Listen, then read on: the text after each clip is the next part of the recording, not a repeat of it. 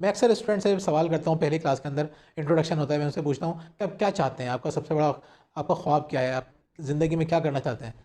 तो उनको ये तो नहीं पता होता क्या करना चाहते हैं, लेकिन वो कहते हैं हम चाहते हैं कि कोई बहुत मशहूर शख्सियत बन जाए, हम कोई ऐसा काम करें कि दुनिया हमें याद रखे। मैं कहता हूँ क्यों दुनिया आपको याद करे यार, दिल की आवाज़ सुनिए। बज़ाहिर एक आम सा काम लग रहा है, दिल की आवाज़ सुनिए, करिए वो काम। चाहे वो काम लिखना हो सकता है, बोलना हो सकता है, कुछ क्रिएट करना हो सकता है, आर्टिस्ट बन सकते हैं, आप कोई बिजनेसमैन बन सकते हैं, आप कोई साइंटिस्ट बन सकते हैं, जो चाहे बन सकते हैं आप बने। लेकिन दूसरों को दिखाने के लिए क्यों बन रहे हैं भाई आप?